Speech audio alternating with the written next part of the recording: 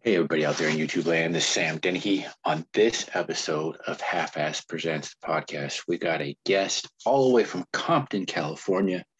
Not my hometown, but my state, California. His name is Gene T Hopkins, and he's a model railroader and a car enthusiast. And one of the neat things I found talking to him, he's really heavily into low riding, which is what I'm into. So I think this interview is going to be a great episode. I think we're going to have a lot in common. And he's also got a train layout that operates, works, has lights, and it looks pretty neat. It's a small layout, but for what it is, he's got a lot in it, and it seems to work pretty well. So we'll get into that. We'll get into his love for cars, and we'll get to know Gene a little bit more. So stay tuned. I'll have him in just a minute. I got to find this pause button. Where's the pause button? Here it is. Bound to pause. So stay tuned. No problem. Hey, everybody out there in YouTube land, Sam Dennehy, aka Half-Ass Customs, and this is Half-Ass Presents, the podcast. Today's special guest, Gene T. Hopkins. Yes, sir. All the way from Compton, like I said, my home state. And Gene, why don't you tell us a little bit about yourself and how you got in this hobby? Okay. I got into the hobby, I would say, well, when I was about 10 years old, train hobby. This is my first custom build of the scale of a car. So 10 years old, on and off for years, just on and off. And I will say this layout that I'm sitting behind right now, it came about as lockdown. Lockdown really inspired me it gave me something to do. It was like my therapy. So Nice. From there on out, I have love lowriders and love classic cars, and born and raised. I still live in the city of Compton, so I just saw a lowrider today coming home on a Thursday. This is not something we see on the weekends. This is something we see drivers Monday through Friday or Monday through Monday. You know what I'm saying?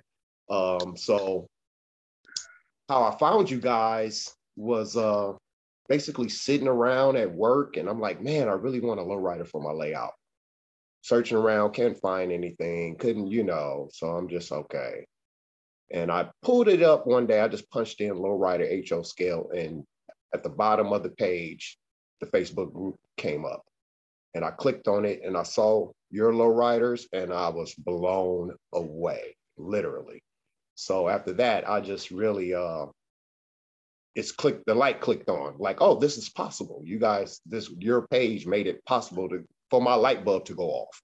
Yeah. Oh, you just have to make it, Gene, one of those kind of things. So Right. That's basically how I've gotten to where I am now. But model railroading has always been on and off in my life since I was about 10 years old, and I'm 50 now. I just turned 50. So yeah. That's awesome, because I will say, like we said in the chat, I can't tell you if I know anybody now besides you that live in the city of Compton and have a railroad. Man, I think I'm about the only. I gotta be. I'm hoping there's one more. Maybe he'll see this cast.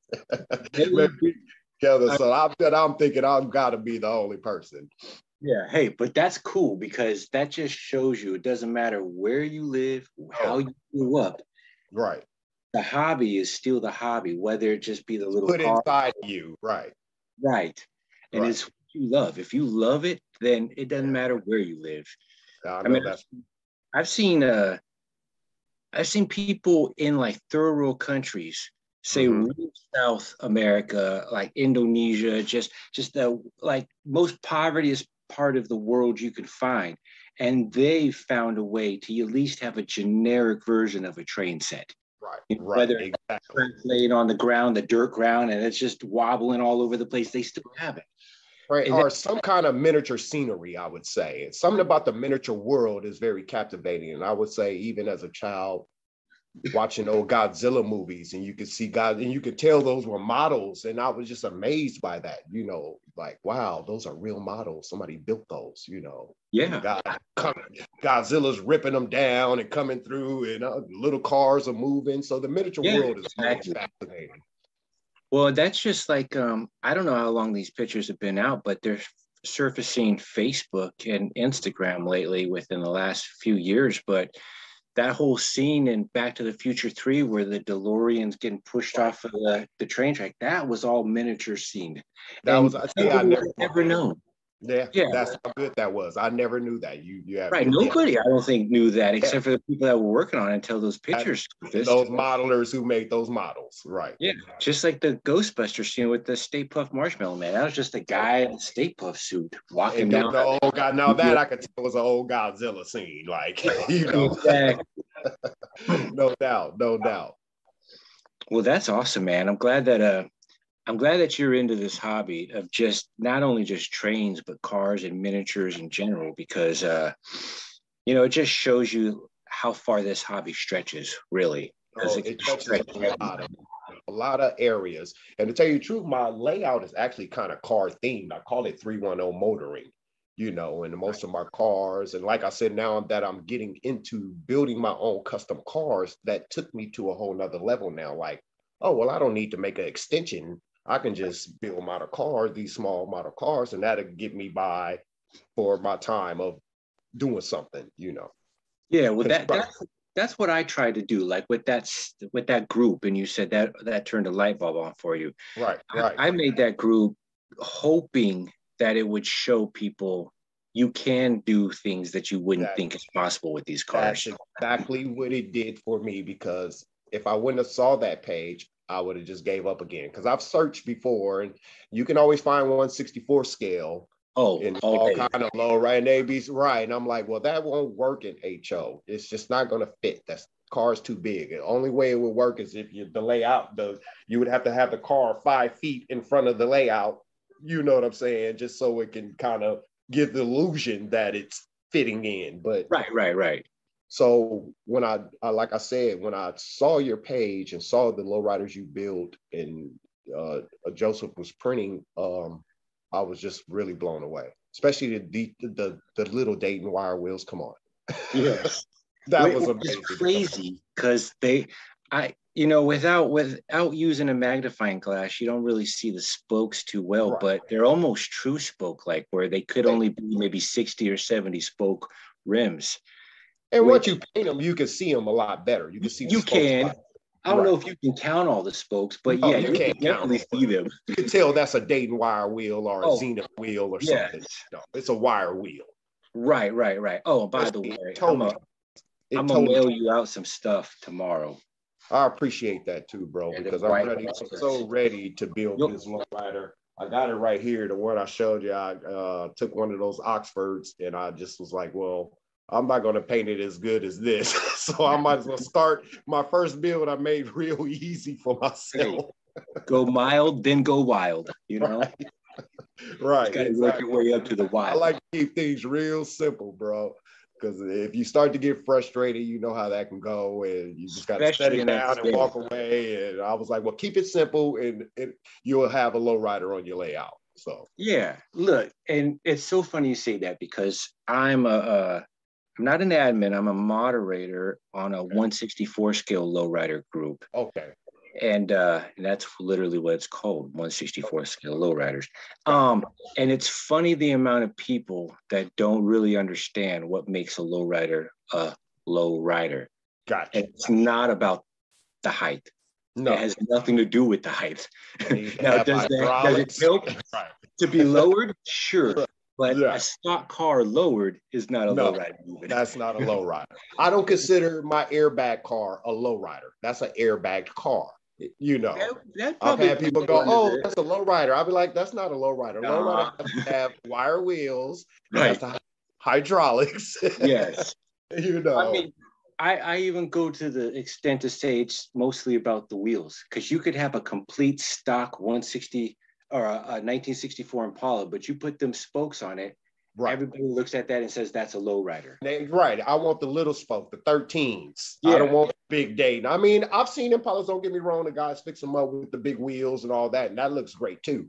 Yeah. But lowrider is little Dayton, little spoke wheel, Yeah, hydraulics, and then from there you can do whatever you want. That's a lowrider. Traegers or Supremes. Those are the only three wheels you can get away with and have a lowrider. Right. Yeah. The Kragers and the Supremes too. Yes, you're right. Yep. But yeah, it's funny because I put the questionnaire on there to get in the group. Like, you got to fill out the questionnaire, and it says, what do you consider a lowrider, or what? This is for 164 scale, right? Yeah. Okay. I said, what considers a car a lowrider? The height of the car or the rims? And it's such a 50-50. And it's like, God, all you people that say the height, just go. Don't even come in this group. But they answer the question, so I let them in. I mean, because the height, if it's not on hydraulics, you can set that at anything. Hydraulics, you can set it at any height. I mean, the wheels are important too, but I would rather see, if it's going to be a lowrider to me, it needs to have hydraulics on it. Simple as that. Yeah, it's got. You got to hear that juice. I need to hear the juice. I need to hear the zoot, zoot. Right. That's a lowrider. Right. And not saying other people's opinion of what a lowrider is wrong or mine is right. I'm just saying what I consider to be a lowrider. And you and I are on the same page. Right. Yes. Right. You can have whatever wheels you want on it. If it got hydraulics on it, batteries in the back, and pumps, I consider that a lowrider. Right. I set it at any height I want to set it at. Yeah, exactly. I look at your car. I think that car would be more like in the dubbed category. There you go. Right. I don't consider that a lowrider. No, that's not a lowrider. I mean, now they are plenty of those in lowrider shows, but they are not in the lowrider category. That's not a, it should, Air Ride is not a lowrider. No. Right. I remember even going as far back as the mid 90s in Lowrider Magazine, or maybe it wasn't Lowrider Magazine per se, maybe it was the Lowrider Super Show. Okay. Their rules for hopping cars, they had to be driven in, and they had to have spokes. You couldn't hop the car with the stock steely rim on it. No motor in it and all that. You know, they hop them now with no motor in it. Right. Yeah, those are the radical hoppers. Right. Yeah. Kick the back wheels out, make it flip over on purpose, and all kind of crazy stuff. I understand that. That is it's too much. It's too much. I mean, for one, you put all that work and money into putting all them batteries and pumps in that car, making that stupid rear end, adjust out far enough, and then you make it hop on its back bumper just to flip. Yeah, but it gets the crowd going, and people seem to like it. So it do. Right. But I just look at that and go, that's such a waste of money and time. It's clown, right? It turns clownish after that. Yes. It's like that was kind of circus to me, But like you say, you keep it simple. I mean, you could have a stock paint job on it, stock interior, but you just put a simple, a hydraulic system in there and the rims. Got yourself an instant classic. That's what I like that personally, Yeah. So, you said in the chat you also build bigger scales. So you started off, or you build, or you've done 125th scales too? Oh yeah. I've done a lot of 125th scale models over my years. My dad used to do them. I think I did my first model with my dad when I was like maybe 8 years old. Wow. He was there to help me, and pretty much we did it together. But since then, I have a lot of great old. When I was doing model cars, I was mostly into the drag cars. I did a lot of drag cars. I still have a lot of hot rod old drag car kits that I haven't even put together yet, because I've been doing this now. But right. I've just saved them because they're from the late 80s and stuff. So I also have I still got maybe about 5 kits in boxes that I have not put together. I've just had for like 20 years though, Nice. Yeah, don't get rid of them. Definitely don't. No. And if you do, look online first to see how much those old kits, those 80s kits are worth. No, I'm telling you, these are Hot Rod Magazine, the Pro Street ones, and they're really nice. Yeah, that's how I started in my modeling. 124th? Yeah, 124, 125th. Okay. And I think it was right when I moved out to North Carolina. There was no shows out here. the model car community was virtually nilch, and even the car community. I mean, it's so crazy. You know, Southern California in general is the car mecca of the world. It's the mega. It's the yeah. And I move out here, and the classic car hobby isn't even a hobby. It's more of a dying breed. Like most of the people that have classic cars, I'd say, are probably 60 and older. And, you know, the way it's family and oriented out there on the West Coast, especially in the lowrider world, family and oriented. Unlike the East Coast, it literally stayed with the grandpa or the father and never went anywhere else. So if you do have a classic car and you're that age, it's gonna die with you, and then it's gonna be sold off to somewhere else. Because the kids aren't, the grandkids aren't into it. No, it's so disappointing. Right. I mean, and I would say that strictly because of the fact that I grew up with that in my blood, in my mind, and everything about me is all classic cars, and I love them. So to come out here and it not even really be that big of an influence, like if an influence at all. It's like you said, we come from a state where cars were very, very important to us. You know. Yeah. I mean, hell, like in the lowrider community, you pass those cars down into the family. They stay with that family forever. Exactly. Most people drive their car to get to point A to point E. Our cars they become family, especially your classic cars. They're like, oh no, they get names and stuff. You know, you start naming them. Exactly, and if it's a lowrider, you're spending more on that car than your house and your kids. Like your kids from birth to death, you're spending more on that car than you would on them.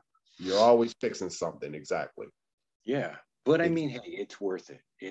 I mean, that car will last longer than any new Honda today. There you go. So. And it already proved the test of time because hell, it's still driving. So there you go. Yeah. There you go. That is it. So you said your town on your layout was called what? I just actually call it 310 Motoring.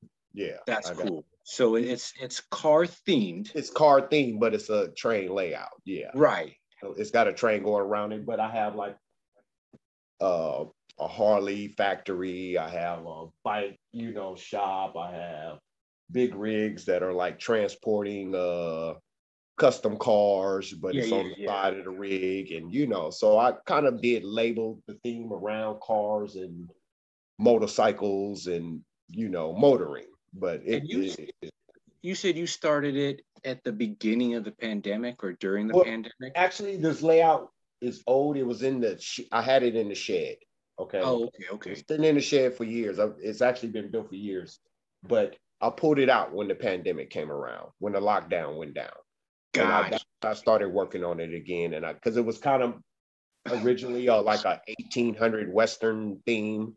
Oh, okay. I still kind of have a bridge that I can't change. It's too old, so I wanted something more modern, and I took, just brought it in, redid it all. Yeah. Right. That's cool. So literally like a West Coast town, a Western town grew up to modern day. Exactly. It's like a fictional place in Compton, you know what I'm saying? Right. Hey, it could literally be Compton. You don't know. Right. In my mind, I can make it whatever I want it to be. It's my layout. Right. So. That's funny because I've said this on one other interview. I don't know. Oh, I said it on a 125th scale interview I did with the model car club I'm in. Okay. I said, I want to design, and I'm not going to literally design it. I'm just going to get a kit of like an old 711 from like the 80s or something. Not an original 80s kit, just the building model will probably be 70s, 80s style. Right. And I'm going to make a liquor store called 40s and 9s. There you go. And there'll be the post truck out front with Q-tips. Little convertible. Oh, I can't wait to see that. Right. I can't wait. Yeah, it'll be an HO scale. Yeah, that's going to be nice. There's only going to be this many people that get it. But hey, those are the real people. Yeah, that's a real place, y'all. Y'all got to know that. Right. Yes, sir. Yeah, I can get some sound clips. I don't know. I might get sound clips. I want sound clips, like a little speaker underneath the building or something where you just hit the button and you hear, hurry up and buy. Hurry up and buy. Hurry up and buy. Hurry up and buy. Yeah. Menace to society. Right. I don't know if I'm going to, I mean, I've had it in my head for the last 5 years. I still haven't built it. So it's just on the list. Yeah, but that's what I want to do. That's going to be a nice one. I have to see that one. Yeah, that's a Hollywood. Yeah. That's a Hollywood store, right? Right. Yeah. Well, and that's the thing. Like I was saying to you in the messenger, I was saying I'm building this module layout where it's 2 4-foot by, I think 2.5 3-foot modules, and they have 3 tracks on it that just go straight across. Now the module itself doesn't allow like a city really to be laid on it because of the way the tracks are. Gotcha. So I'm gonna have the elevated area with the tracks being made into like a subway type deal. Okay, I get it. But the whole upper deck is gonna be like a Hollywood backlot tour, like Universal. Okay. Oh yeah. It'll be one side's gonna be like business buildings. Like I got my Ghostbusters Tower, my Mel's Diner. I'm gonna have that 40s and 9s liquor store in there, and I'm going to probably have 1 or 2 other things on the 1 4-foot one. And the next 4-foot one, I'm going to have a neighborhood where there's like all the movie houses like you would see in Universal Studios or something. I get it. And I'm slowly gathering things I need to make that, because I think once it's completely done, it'll be one of the neatest things in model railroading that you've seen in a long time. I'm hoping. Right. I think that's going to look really nice. I can't wait for you to build it, and I can't wait to see it. Because the thing with the lowrider cars and whatnot, I can just build a little tiny diorama of a car shop and just load them all in the parking lot and all inside the shop, like you were having a whole get together, you know? So that stuff's easy. I don't need a whole layout for that kind of stuff. Okay. But you know, just making like a mobile modular where you can, you know, take it to a club show or whatever and hook it all up and all the people see it. That's what you want. That's what I'm going for. Yeah, your talent definitely needs to be seen, bro. I've seen some of your work and it's really good, and you should show it off. People would really enjoy it. And well, here's that's what it should be about. Letting people enjoy your talent, sharing your. Here's what's funny. Now, I don't subscribe to any model railroading magazines. So I don't know if it's ever been featured in that at all. But I think, and I'm not trying to brag, I'm just trying to make a point. I think I'm the first one to create the Ghostbusters firehouse and Ghostbusters car in HO scale with the figurines, with all the lights and the sirens working. Yes. In HO scale. Now, I would have thought that by now that should have made some kind of model railroading magazine, because it's in HO scale. But maybe the viewers can tell me if they've ever seen it, because I've never seen it, but I don't subscribe to magazines either. And exactly. I think, like I said, I think we talked about it before, that generation of people who are into that and where they're magazining and stuff like that, that's like they're not to say they're phasing out, but I'm saying they're an older generation than us. Right. So they're more window this way.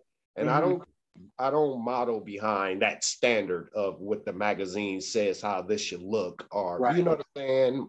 Because you'll always be disappointed if you're gonna your stuff to with these. So I don't mess with the magazines because they have a standard of.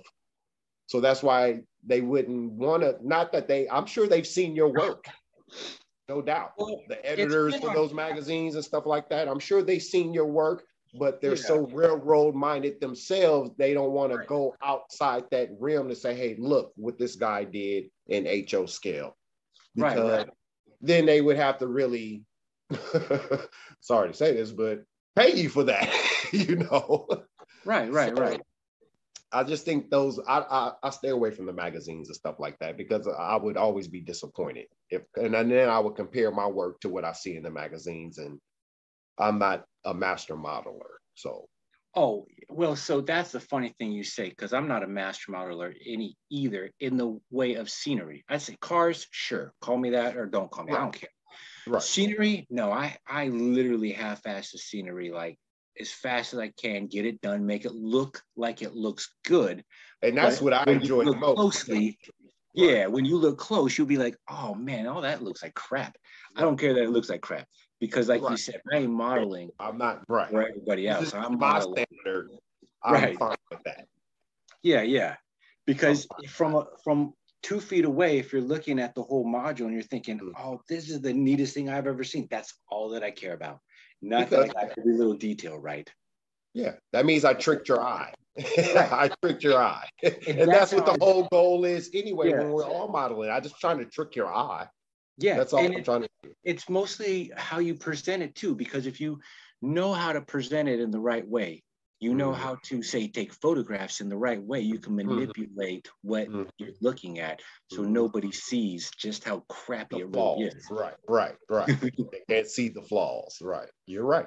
No doubt. But like I said, yeah, I model for myself and to my standard.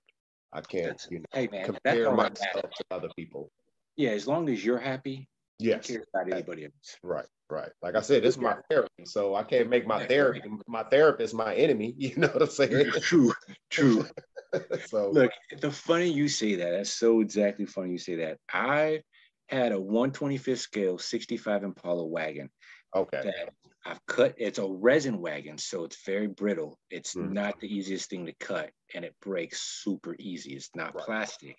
Right. Plastic can, you can bend a plastic model body and it won't break, but you bend a resin body, it'll crack and crumble. Shatter. Right. So we've cut all the doors open.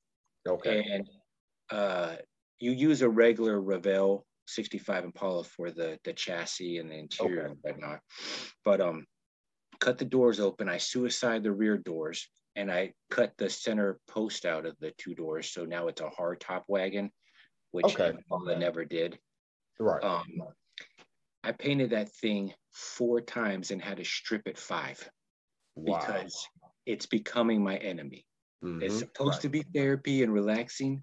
I can't get the paint to work, and I've stripped it over and over again. I broke it a few times, had to repair it, then paint it again. It's in primer now, and I haven't touched it since. And you know what? Let it sit there until it calls you. Right. Don't go back and try to do it to it. Go on to another project. Just leave that there. And that's what I did. And one night in your sleep, it'll call you like, now I'm ready, Yeah, no doubt. Because I said, if I keep going on this, I will literally throw it on the ground. Right. And then there will be There's nothing worse than when it gets so frustrating when you can't. Yeah. So yeah, you just have to walk away. Now, the cool thing with these little cars is there's not that much detail in them to begin with. Right. So you don't have to be all that precise on all that building like you do a bigger model. So you can easily get away with just a standard paint job and a standard details, like just chroming out the bumpers and the grill or whatnot, and get away with a halfway decent model. I agree. I totally agree. And that's what I plan to do on my first build. Like I said, I even set it up where I didn't have to paint the body. I'm just doing the chassis and the wheels. Right. And you got to start somewhere. I mean, if that's where you start, then the next model, maybe you go a step further, and the next model you go a step further, vice versa. There you go. Yes, I definitely have some couple models that I plan to build now. Like I told you, I'm gonna do a 21 window bus. Slam it out on Porsche Fuchsias. I already got the donor car with the Fuchsias on it. So I'm just waiting for this thing to show up where I can just slam it down, because those are cars that I also like, are the Volkswagens, the old Volkswagens, the split windows, the oval windows, the buses, when the guys freak them out and slam Gabriel them out. Iglesias. Yeah. I think he's labeled to be the biggest collector of VW buses in either in California or the country. I don't know. Okay, I can totally believe that. So yeah, that's my next project after I do this one. And yeah, they've just been popping in my head now. Like, oh man, this world never opened up to me until I saw your cars. So after that, I said, oh, it's on. Yeah. Well, that's awesome, man. I'm glad that I was able to influence you into doing this, because when I started doing this scale, it was strictly customs and hot rods and rat rods. I didn't have the lowriders yet because I couldn't find the wheels. And then I didn't have a way to do the paint jobs yet. Mm-hmm. So over a period of time, I was searching and searching and searching. I found the wheels finally off of a toy car. I saw your episode of that. Yeah. Yeah. And then after that, I had those wheels casted in big quantities, thanks to Mike Buddy. And he cast a whole bunch of them for me. And all I had to do is paint them and put the white walls on them. Okay. And then after that point, I was searching for some paint jobs, like not actual paint jobs, more decals. And a friend of mine, I say friend of mine, was doing these Lowrider decals for 1/25th scale. Okay. And his computer crashed. He lost all the files and he said, I'm done. I'm out of it. I'm not doing it anymore. But all of his decals were posted online. Now, a lot of them have watermarks through them for his company that he was using to sell them through. But in this scale, so small, you barely see that watermark if you see it at all. So I said, hey, man, do you mind if I shrink these? He goes, no, I don't want you to do that because these are only for this scale and I don't want you to sell them. I said, dude, they're not going to be for sale. I'm the only one in this scale doing lowriders. Right. So he goes, nah, I don't want you to do that. Well, I didn't take his advice and I just did it anyways. There you go. But they're so small. Like you can get a lowrider decal. Oh, perfect example. I think this is, I don't know what this car is, but it's a Chevy. It's a GF, like maybe a Buick or something. Right. And these are his decals. Okay. I just shrunk them and I didn't take the watermark out of them, but with it being so small, you don't even see that there's a watermark. Oops. No. You don't even see that there's a watermark in there. No, you would not see. You're Right. tricking the eye again, like you said. Yeah, it's an illusion. Right. So I was like, oh, this is going to be great because now I can get the desired lowrider radical paint job look that I want and not have to spend the time into making it because I can just print it out and, slap it on a car. Now, I will say I didn't print those out. Joseph Bolivins did that for us. Right. And I think he still has all those in his computer, so he can reprint them. Right. If right. you desire. No, he was nice enough to print me some lowrider cars. Yeah. I want to say thanks to Joseph for doing that too. Yeah, he's awesome, man. He's a real nice guy. He hit me up on Facebook. Let's see, we went to Springfield 2019. He hit me up on Facebook a little while before that, and we were talking, and we weren't really like communicating like we do now. Right. But he liked my stuff, and he was really interested in meeting me. So we went to St. Louis at this RPM meet, and he said, hey, man, you mind if we hook up? And I was like, yeah, man, whatever. That's cool. And he was staying at the same hotel. So we started talking in the lobby. And ever since that day, we've been like really close friends. I want to say, I think Joseph is probably the closest friend I've got in this scale, as in collaboration buddies, thinking buddies, and working together on getting stuff done. Because I don't know that he would have ever thought about printing the 64 Impala if I didn't have the perfect use for them. He would have never made those lowrider spoked rims wheels for this scale if there wasn't a use for them. And there wouldn't have been a use for them if I didn't show people there was a use for them. There you go. So it really worked out. And he's such a cool guy and such a good person to deal with, talk to, and whatnot. And ever since the 3D printing came out, I mean, he's been going like a madman.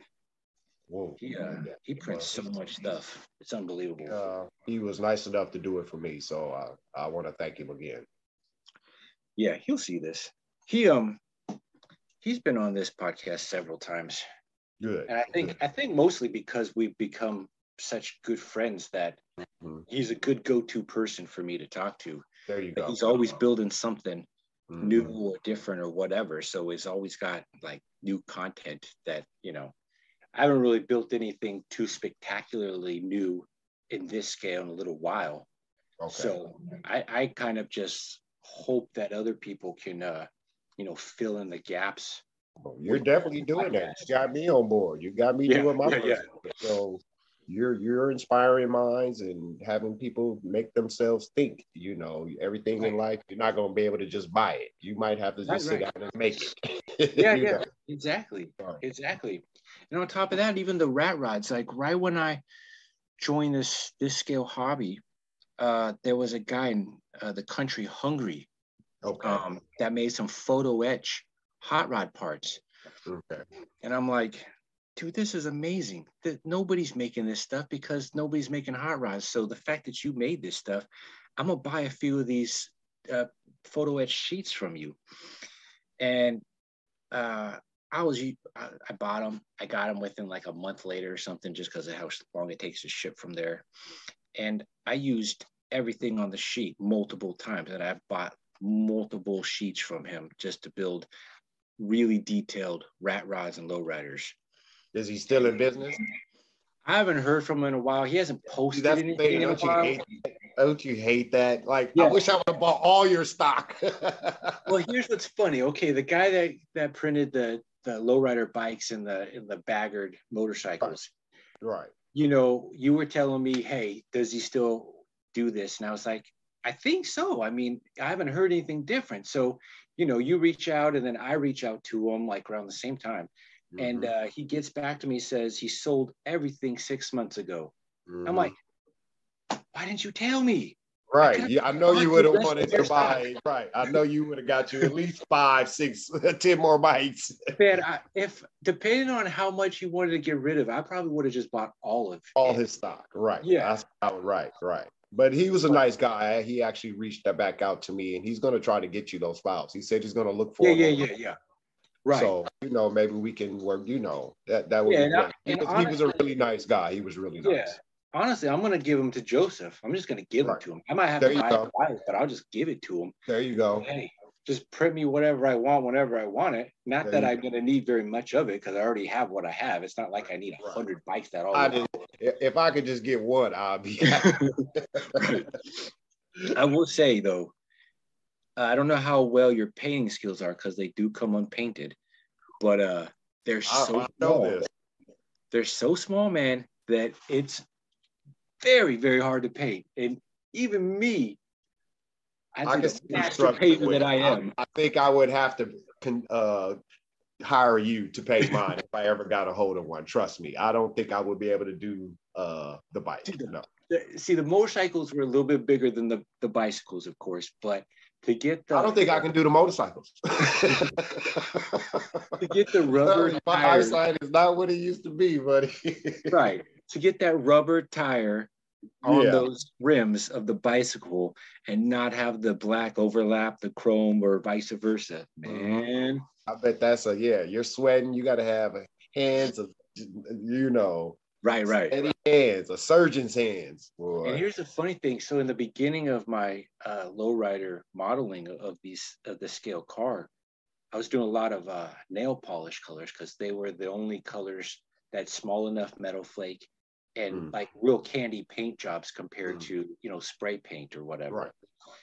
And so I was doing a lot of nail polish jobs, and I used nail polish on 2 of those baggers, I think. Yeah, 2 of the baggers I used nail polish paint, not diluted, just straight out the jar with the brush, just painting that color on to get that real deep, heavy candy custom paint job on those bikes. And they turned out good. Yeah, they sure did. But they sure did. I'm very impressed. I'm gonna tell you what though, because what I'm planning on doing with the movie backlot modules, I think that's going to be the majority of where I'm focusing a lot of my modeling in this scale too. Okay. Because I do all scale. I do 125th still. To this day, I still do 125th. Okay. I do 164 still. Okay. Like just a little while ago, I made a replica of the Gypsy Rose. 125th, 164 scale. So this is a Hot Wheels car, right? And it's Gypsy Rose replica. Well, no kidding. Literally, last month, they finally got out for public buying that a company called Greenlight that does 164 scale, 24 scale diecast cars, came out with their Gypsy Rose. Wow. They actually got the license from the people that own it to design the whole car. So I got mine, and now I've got plenty of these. Right. So I'm constantly building all three scales at all the time. Like it's like forever. Yeah, and that's I've got just so much. Yeah, I've got so much stockpile of cars. It's good. Taken over. It's half of my bedroom, and then a whole nother room. I've got a museum worth of crap in there, just stockpiling of stuff. Wow, that is a lot of stuff. Yeah. But like you said, it's my therapy. I've been building since I was 9. I'm 42, so over 30 years. Yeah. And I've never stopped building. It's just when I get frustrated or burnt out of one scale because I'm at my peak or at my limit, I just jump to another scale and transfer all that stuff to a different something new again. Right. Yeah. And it keeps that inner child alive. And that's something important to me. I like to keep my inner child alive. I want him to stay vibrant. Yeah, right. You know? Yeah, you're only as old as you feel. There you go. Right. And that's why I brought low riding into this scale. I did see online that several people, I'd say a handful of people, tried their hand at making what they thought a lowrider was. And it didn't look right. I mean, you know, growing up on the West Coast, you see what a lowrider is supposed to look like. You know what it's supposed to have the feel of, and you know, the culture, everything behind it. You know what it's supposed to be. And I saw these people from all over the world trying to put their hand to it, and it just didn't look right. It looked maybe like an 80s style, you know, mild custom. And they called that a lowrider. And I was like, no, that's no. Yeah. So I said, all right, I built these in 125th scale. I built them in 164 scale. Let me do the research and figure out where I can find, what I can find, and how I can find everything I need to make these small cars into lowriders. And once again, I'm not trying to brag. I'm just trying to make a point. I believe in my head that I'm probably the first person to successfully make a true looking lowrider out of this scale. Yeah. Because like I said, it's people tried and it just doesn't look right. Yeah, I haven't seen anything. I was, like I said, when I saw your work, light bulb went off like, oh, this is possible. And I would have never thought, if I would have never clicked on that page and saw that. We would not be talking right now if I would not have had. I mean, even the guy that 3D printed the bikes in the baggers, he essentially started those bikes to be 164 scale, size. And I said, dude, you can already get them this small. Try get them a little bit smaller. And he had a few 187 scale cars, so he had a way to measure the print from what he already had.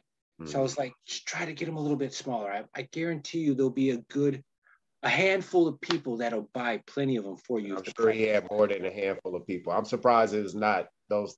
I'm surprised no company wanted to buy those rights to that, or they shouldn't, or why aren't they making them? Because if I'm willing to buy one, you're willing to buy one or two, I'm willing to buy one.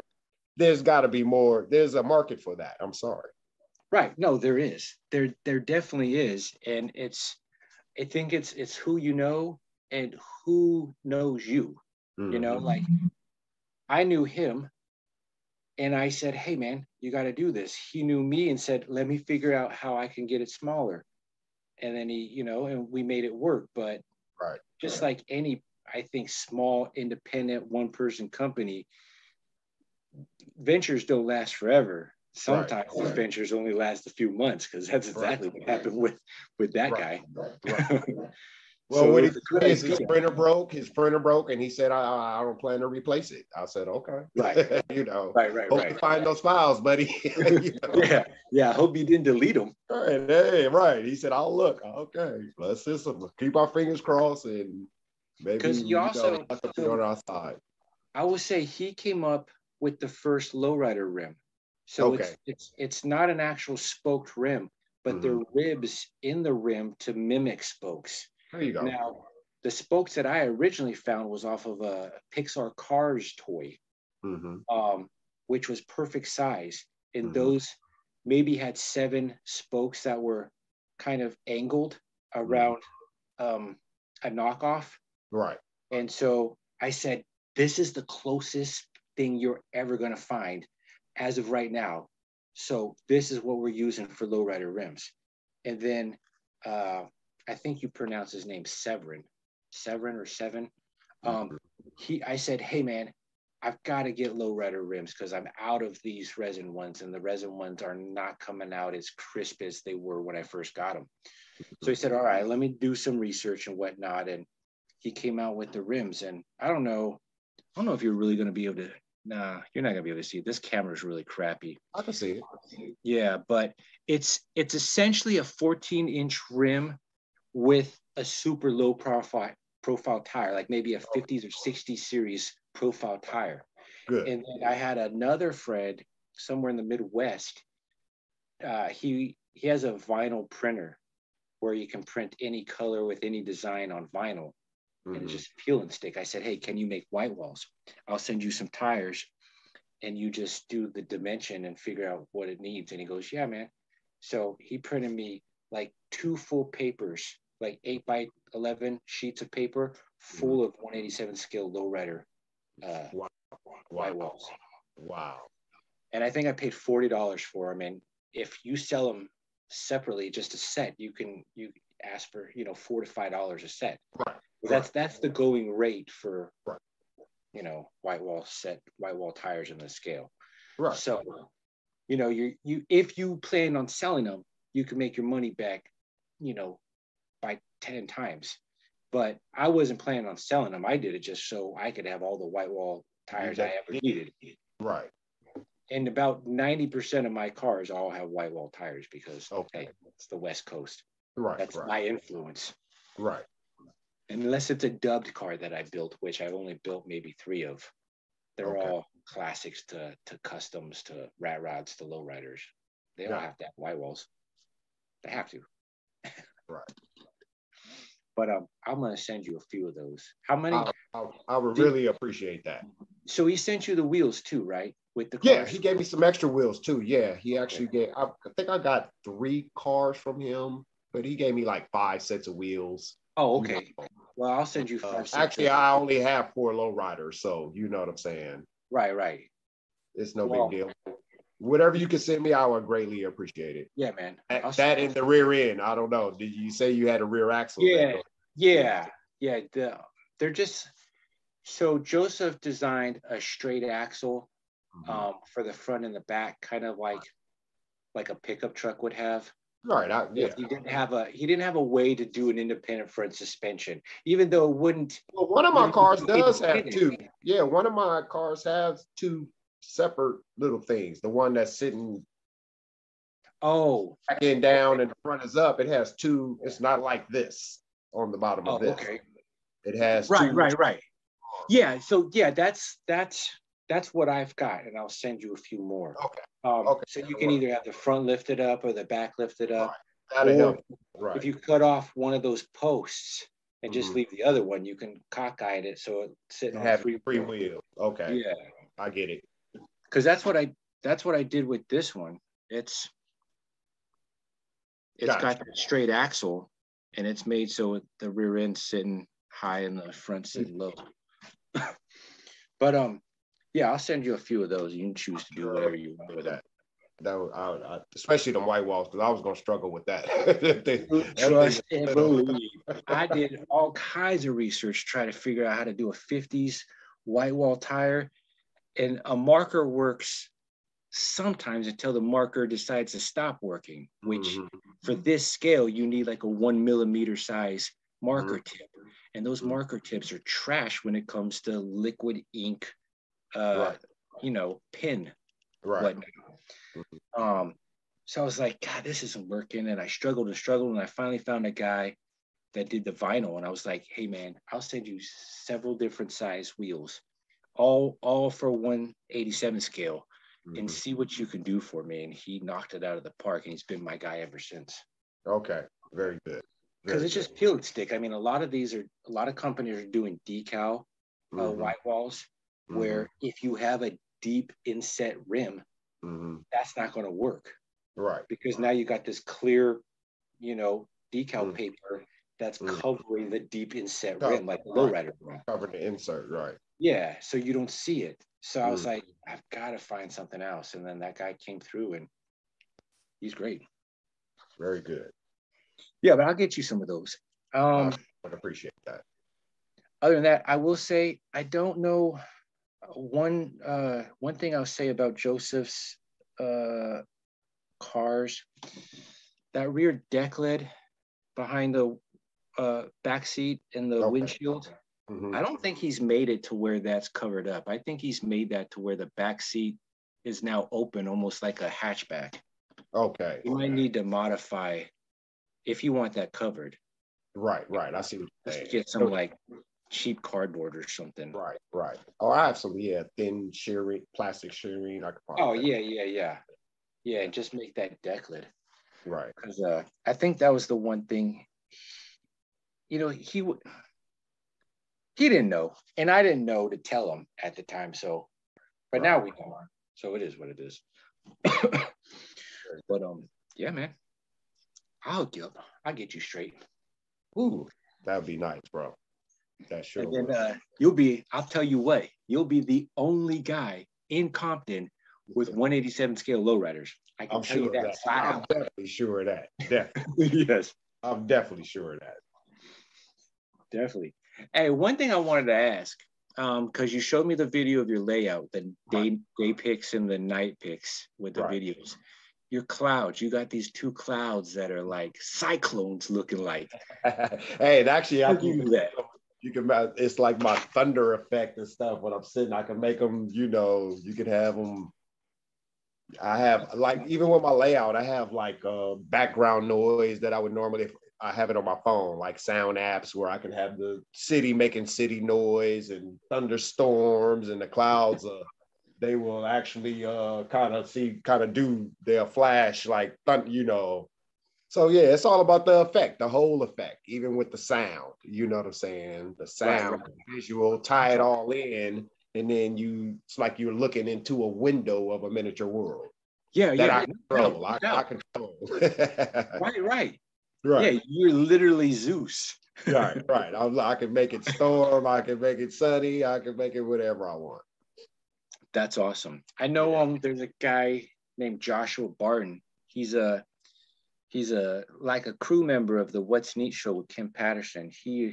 He just got into doing that LED lighting for his layout, where he's got the lights kind of in the back, like of a mountain, like a cutout mountain. Okay. So you have like a sunrise and a sunset type deal, or you can light where it's illuminating up and down. Yeah. So it's all about getting the total effect of all the sensories involved. Right. Eyes, your hearing, you want to feel it. Now, if you can manipulate getting shocked, have people go into your room as it's lightning and storming, and then all of a sudden their hair stands up and they start feeling little pinches on their skin. Got to get a Tesla coil in here. Right. Like, you're going to get the whole experience, buddy. Right. You want 4D? This is 4D in real D. We got the realism, for sure. That's awesome, man.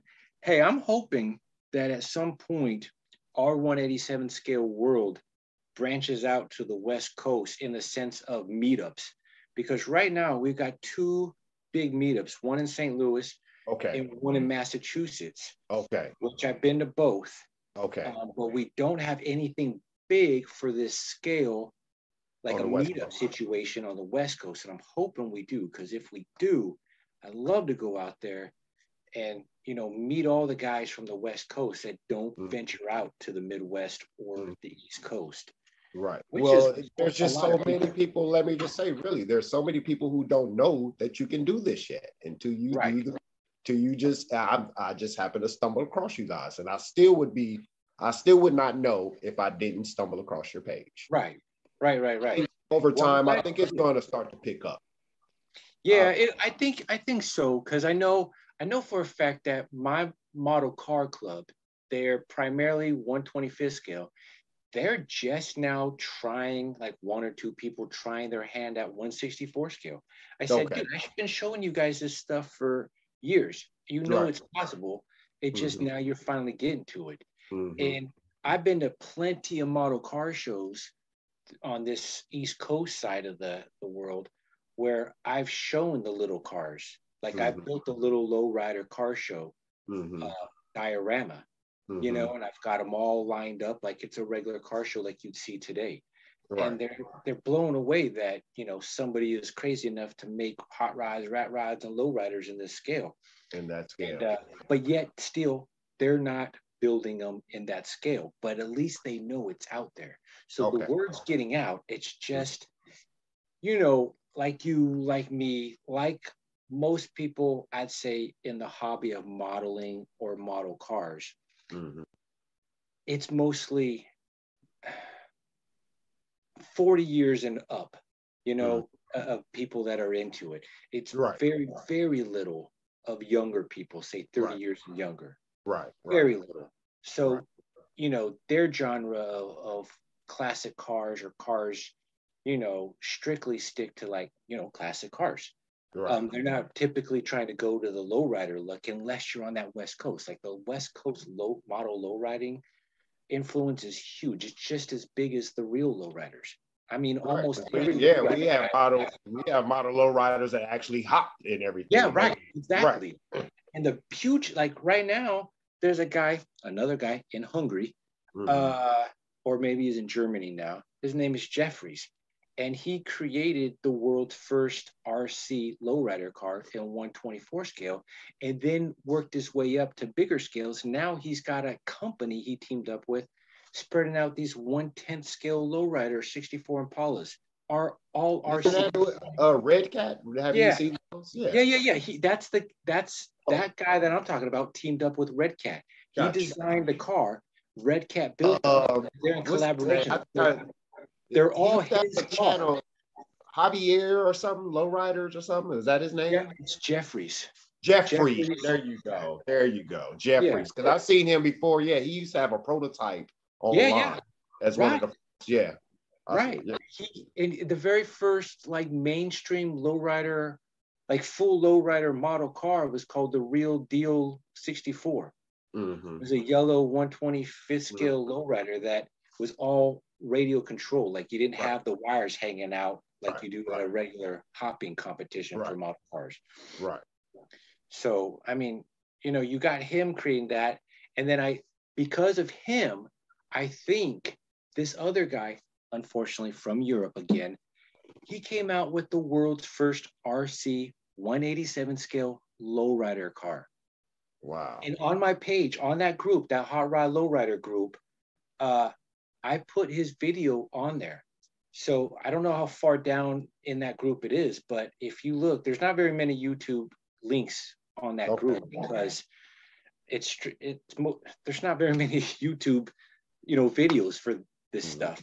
So I saw that guy, and he took a 63 Impala, and he created a whole entire hydraulic system RC that rolls independently and lifts up on 3 wheels, goes Wow. up and down, pancakes and all of it. And it's Wow. 187 scale. Wow. And I reached out to him. I said, dude, how much do you want? I have to have that. I have to. He goes, it's a one of one, and I'm not selling it. I said, well, let me paint it for you. We'll be in a collaboration. I don't need to have the car. I just want a little bit of piece of that Right. in the making of, He goes, no, man, I think I got the paint job down. I'm good. I'm like, no, you don't have the paint job down. Let me paint it. I've got this. Don't worry about it. And I don't think he knew much about me, so that's why he was like, I think I'm good. Right. But Right. I even messaged him. I sent him everything I had to do with lowriders. He goes, oh man, you make some really great lowriders. I said, I know. That's why I want to be part of this. Exactly. Like, I think I'm good. I'm like, Right. dang it. I mean, even if I can't have it, even if I'll never have it in my possession, at least the lowrider car, the RC car, will have a matching paint job to go with the RC-ness of it all. Be a part of history, definitely. Yeah. Right. And so he never got back to me, and I was kind of disappointed. But hey, it is what it is. Yeah. I just wish maybe he can patent that to where he reproduces it, even if he sells that stupid RC kit for like $100, $150. I'd buy it just so I can slap one of my bodies on it, and boom, done. I'd have the second lowrider car, or the first real RC lowrider car. Because you can't have an RC car that does all that hydraulic stuff and not have a good paint job on it. You can't. No, you have to. If you And got I'm guaranteed he didn't. I don't know if he's ever put a paint job on it. I've never seen an update from that video. After he made the mechanics work, I've never seen another video from him. That had to be something. I would love. I'm gonna have to look for that. Definitely. Yeah, because he shows the making of. So he's got like maybe it's 5 minutes or 10 minutes long, and he shows the steps he took to make all that stuff work. And then he just slapped a 3D printed body on it, a 63 Impala, and then he has it driving around doing all the stuff. Wow. Like, oh my God, this is like in heaven. I was in heaven. That's nice. Hoping that at one point I'd be able to get it, but look, I'm never going to get it. Yeah. That's how I feel about one of your bikes. Oh, this is what I'm glad that you said that, because this is what I was going on about. My modeling in this scale is mostly being focused right now on the movie set. I'm gathering all this stuff. I'm trying to get more vehicles. I'm trying to get more figurines. I'm trying to get all this stuff. So when I'm ready to put it all together, I have it. Right. And that's mostly what I'll be focused on, not more or less the rat rods or the hot rods or the custom. Now I'll still build them. I just won't be collecting them like I was before. Got you. So with that being said, what is the point of having those lowrider bikes and those motorcycles if just to stay in a display case and have nobody see them? Right. So I might be getting rid of those. Well, you know who to call and offer to first, sir. You're right. Me first. I want the black one. I want the blue one. Well, I'm gonna tell you what. I don't remember completely how much I bought. I think the bikes were $7 a bike, and maybe the motorcycles were $10 or $12 a piece. Right. I don't know. And then they just came like that car came from Joseph, just a 3D printed. That you have to do all the details, clean up and get all the flashing off. And right. So I would have no clue how much those things are even worth. Because I understand, and trust me, I wouldn't want you to do that until you're totally comfortable doing that, because I wouldn't feel comfortable about it, even purchasing them, just knowing that I know they're important to you.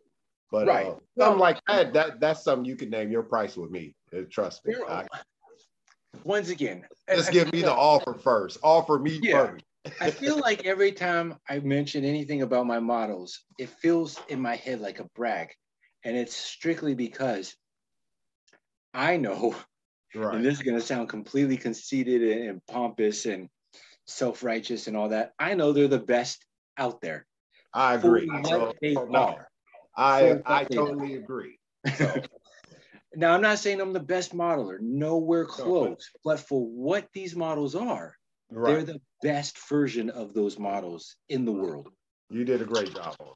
So those bikes are the best lowrider bikes in this scale anywhere in the world. And so are those motorcycles. Hands down. I'm calling you all out that are watching this. No. Anybody that bought those bikes from him, I haven't seen anything better than my bikes. I haven't either. So I'm a totally in agreement with you. I think you're totally on it. You hit the nail on it. Don't like talking about myself like that. No, I get it. Because I know what they are in my head. You don't have to talk about it. If people watch the videos, it speaks for itself, Yeah, simple as that. Right. Exactly. So, I mean, I don't know what they're worth, and but I'm not going to try. We'll talk privately on that one. I ain't trying to take all your money. When you're ready, just hit me a message, and I'll have to sign up for PayPal, I guess, so I can get you this money. I mean, even that Ghostbusters car I built, I put a price out there that I thought nobody was going to go for, and there's been over 20 people that went for it so far. I'm like, really? That's why I made this astronomical price, because I didn't want to rebuild it. Now I built it over 20 times. Make it so high where they won't want it. I get it. Yeah, that's what I thought I did, but apparently it wasn't high enough. No, well, it's like you might have to sit. I'm sure you can make another one. If you made that one, you can do it again. Well, hey man, 20 times so far I made it. They paid up. So so I will continue to make them as long as they want. Right. Hey, if you're gonna pay ridiculous price, I'm gonna make a ridiculous car for you. There you go. I get it. I And totally. same thing with these baggers. If you know if Joseph gets the files, he prints them, and I paint them, I don't mind painting them. I'll paint It's a anything and win-win. everything. It's a win-win for Right. both guys. Right. Yeah, because if he prints them and I paint them and you are the recipient of Mm-hmm. a one-off masterpiece, hey, you got something to show for it. Mm-hmm. You know, I don't need to have it just sitting in a display case every day. I wouldn't even want to try to pick one of those bikes or motorcycles, to tell you the truth. I just know it'll be too much. I don't, so I would rather just have mine already done. Right. I mean, just on my layout, put it in my scene wherever I'm setting up, right. and enjoy it. I mean, to think just this car in itself, to have a paint job like this in this scale, to really use paint and not decals, your brain would explode. It would explode. It's too small. It's too Yeah, narrow. it's way too small. Right. So in order to manipulate that with decals, it's the only way you just back to tricking the mind. I just want to trick your eye. Right. And it's quite funny how many people, you know, obviously go straight to that first thing. How'd you do that paint job? That's amazing. It ain't really paint. The base is paint. Nothing else is. It had me fooled until you said it was a decal. Well, I thought you had painted that. I said, "Oh, he's really good to get that on there." Hey man, thanks. I am really good. Right. I'm really good at tricking the mind. That's right. That's right. But I'm glad to see that you're gonna pick. I wouldn't say pick up the mantle, but you're gonna pick up where I'm kind of leaving off, even though I'm not leaving off on it. You're just going to pick up where I paused. Right. You know, and you're going to create more lowriders. Right. Because even Joseph's lowriders, the lowriders that he has done, I think he made one or two. I made all the rest. Okay. I get it. Yeah. Now, I'm not saying the print, but his finished lowriders, I don't know if he showed you them, if you've seen them, or have you seen him on the group? I think I've seen, maybe he had some of the same pictures you showed me. I could tell which ones are yours now and from right. Yeah. In fact, out of the 3D print that he's probably shown you, I painted all those 3D printed ones. So no, I can remember him even telling me that. He wasn't never taking credit for that. He always said it was Sam, you that painted them. Right. Yeah. And then, I just love doing stuff that nobody else is doing. That's like why I build the movie cars the way I do. I love building hot rods, rat rods, customs, because nobody else is doing it. If everybody else did it, I wouldn't be interested in it at all. Doing something else, right? Right. And I've said it plenty of times on this podcast. That's why I don't build diesel trucks and I don't build, regular stock passenger vehicles. Right. Because for one, if you're into this scale hobby, you're building diesel trucks in every which way, and they all look the same to me. And if you're building classic cars, like say your era is anywhere from the 50s to the 80s, you're building them stock to mimic a downtown metropolitan layout. And it looks like everybody else's. There's nothing special to me about nothing unique. Nothing right. So I'm trying to do something that nobody's done and make it completely wild and crazy. Because that's how I see it. Like, as a model car builder, you don't build a model car with directions and leave it just the way it is. Because your brain is always saying, I can do this to it. I can add this. I can change the wheels. I can, make a wild paint job or whatever. Even if your paint job is just a stock body. Like I said, you just slap them spokes on there. Now you got yourself a lowrider. Even if you don't low it, you just keep the stock height. You just slap the spokes and you've got what everybody sees as a lowrider. So it's really being creative. Creating something. Yeah, like your cloud, like your lightning. You took a plain basic layout and then you added depth to it. You added scenery. You added, life in general to your layout. Exactly. Now, like we were saying, you said, I'm thinking I can make these hop. I know how you can make them hop. Mm-hmm. It might be slow, but in a real life hopping competition, the car does. They pop up quick and then slowly get to the peak and then slowly come down. Right. So it's a slow motion action anyways in a real car situation. Right. So if you were to get a motor, a slow working motor that has like a bar on it, and the bar's connected to the bottom of the car, so you can make it go up and down. Right. Well, actually, what I'm going to use is just a servo, like you would use it. That has the arm on it. Put a rod on it. Connect it to this. Drill a little hole. Snap it under the tape. You have a knob. Already have the thing ordered. Yeah, and it'll do. You know, it'll go up. You only want it going up.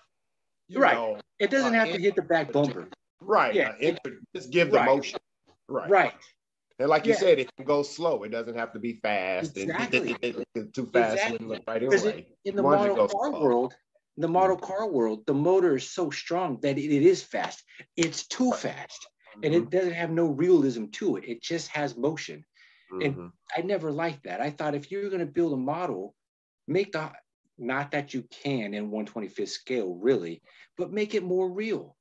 Don't make it just boom, boom, like boom. That RC car. That one does kind of have a real. It does, yeah. Effect to it, And it's because of the weight. They put the weight like literally a magnet or something in the back of the trunk. So all the weight's in the back. So when it does hop, it's hard to get it up. But once it's up, it's slow. Because all the weight's in the back bumper area holding it down. Right. See, I like you because you already knew exactly what I knew for a very long time and just haven't executed yet. The only thing now you need to add once those servos are in place, is a sound clip of. And I'm thinking if you listen to a servo, it kind of makes that noise when you do make it go up and down. It does a little. It does do that, but I think not just the servo, you need the clunking of the car. Yeah, the crossbar every time it's landing. When those springs are hitting. You're right. Yeah. I'm gonna have to figure that one out. Yeah.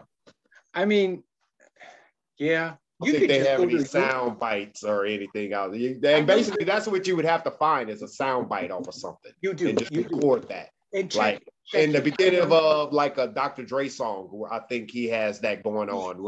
I mean, it's in a Not Let Me Ride, not nothing but a G thing, but the single for 2001, the Chronic 2001, that single. What was that single? I know what that single was. I know what you're talking about. Yeah, with the piano. But that song in the beginning, it had the hydraulic. And they're making that sound bite. But there's also a West Side Connection song. I don't know what the West Side Connection song is, but they literally use 4 to 5 different sound bites of lowriders as part of the chorus. Of the that was part of the you're right. Yeah, it was part of the chorus of the song. And you were like, oh, wait, you made the actual lowrider sound part of the music? That would actually, right. Yeah. So that wouldn't probably be that hard to find now that you're thinking about it. No. And you know what? Depending on who you know, you could probably just take your phone and go to your neighbor's house. Somebody and say, hit the switches for me. Let me right. Yes. Right. You're not kidding. Download this on my computer real quick and figure out how to make it sound like it. Loop itself as much as you want it. You can loop it. Right. Look, even if you said, hey, just hit the switches for like 1 minute straight. Right. Just so I can get noise out of it. Right. And get the noise of the car, the noise of the hydraulic, done. Yeah, you're right. That's what I'm definitely going to do too. There you go. See? With all the senses. I want all the senses involved. Yeah, that'd be awesome. Yeah. It's going to work, though. I'm definitely going to send you a video when I get it done. Dude, I can't wait. I have no doubt that it's going to work. Yeah, I can't wait. That's going to be awesome because I've had that idea in my head forever. Right. No, and it's not. Watch, I'm gonna show you. I already ordered the parts, so I'm just waiting for them to get here, and then it's just testing out getting the arms where you need them to be, and the rod length and all that. So the only thing I would add to this, the last little tidbit of ad. I would say get some figurines, you can get some generic cheapy figurines online, and just get them to, it could be in any kind of figurine situation, just have them standing and maybe cut their arms to where they're more like this, look like they're holding a switch box. Right. I saw one on here where he was doing that on one of the. Yeah. I just did it as a still photo. So I'd say, and I did a steel rod, like a little tiny steel rod. I'd say maybe use like a sewing lace, like super fine sewing lace. That way, when the car does move, it's not going to detach from the guy standing there next to it or the car. Got you. That way, it gives that a little bit more real, like he's literally hitting the switch. Which is on the remote box. You're right. Yeah. I definitely will put that in the memory deck. Definitely. Unless you have the guy sitting in the car hitting the switch and just hitting his head on the headlight. I haven't. Right. I don't know if I'm just gonna do 1 car, 2 cars, 3 cars. Right. I'm gonna try it out on this first one. If it works, I might go, let's see if we can make it do 3 wheels now, Shoot. I mean, you could. Right. Just put that little rod on the back wheel. Right. Exactly. I mean, the opportunities are kind of endless on what you can try to figure out. That's right. I mean, and then the last thing, once you figured it all out and you perfected it, literally have buttons on the side of your layout where you can hit buttons to get each wheel to do different things. So you can have a pancake or whatever, like a real switch box. There it is. Oh my goodness. You have the world's only functional lowrider switch box, making your car dance the way you want it. Like, what are the train guys be like? What are those switches? Oh, those are for my cars. They're not for the train. We ain't caring about the train right now. We ain't switching the train. We switching these.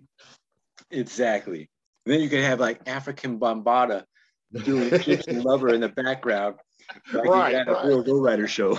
That's right. Planet Rock, for real. Yep. Planet Rock. Yeah. Hell yeah. That's going to be great. That's funny because on that podcast I do, I do special videos that I make. And I just went to a lowrider show here in North Carolina that I used that Egyptian Lover for the background music. Gotcha. The slideshow I did.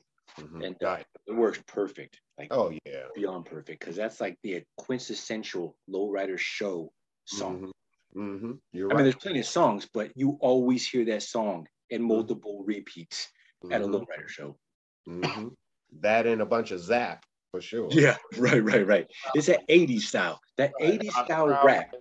Egyptian Lover. Yeah, that's that's the music that goes culturally with lowriding, definitely. It really does. And maybe it's been forced on people, maybe it's not, but it's become that style music. That style music goes with lowriders.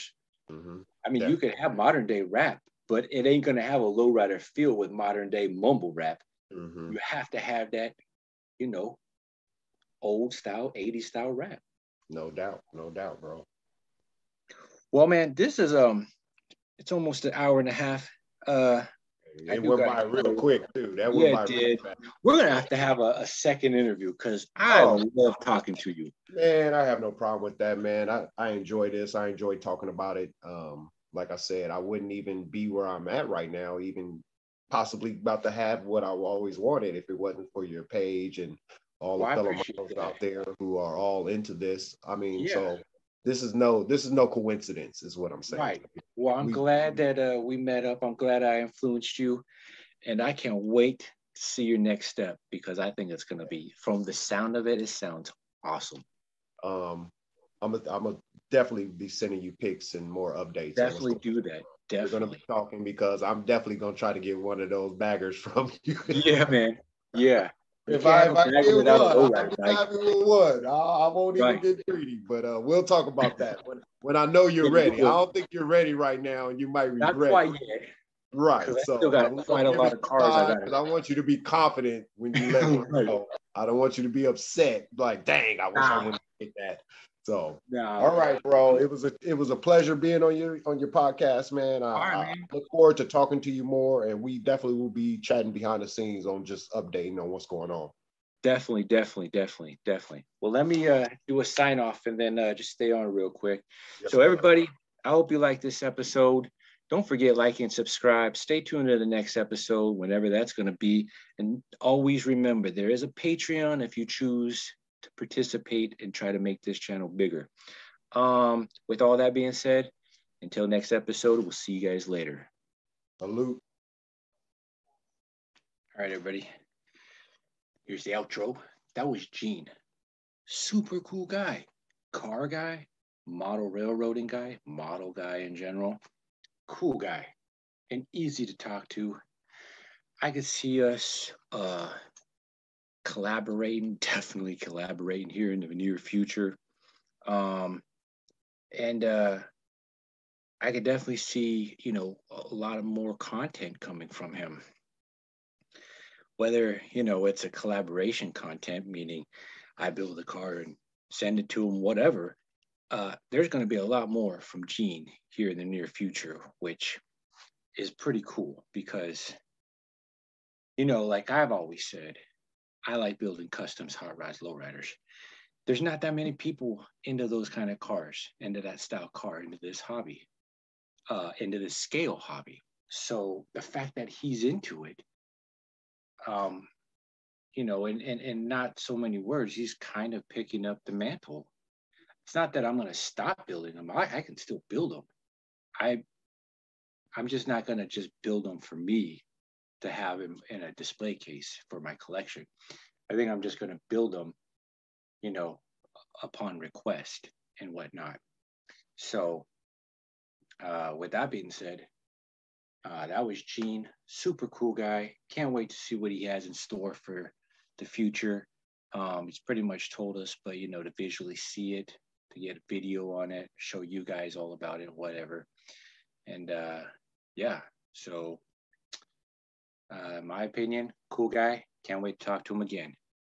And can't wait to talk to you guys again. So I think I said this in the last video. If you want your own video, comment on this one. Let me know. Hey, hit me up. I'd like to be interviewed. And, we can try to schedule something because I'm sending messages out left and right. And people are too busy. People don't want to do it. Whatever the case, out of the 10 I send out, no, let's make that more. Out of the 20 I send out, I might get one. So if I'm not sending you a request to be interviewed and you want to be interviewed, just let me know, reach out to me and we'll make this happen because the interview side of the podcast is slowing down. But, the special videos, car shows and models and whatnot, I don't see that slowing down ever. But, the interview side, it's slowing down, and it's because I don't have enough guests that want to be interviewed. So if you want to be that next person, let me know and we'll make it happen. Till then, we'll see you on the flip side. Bye.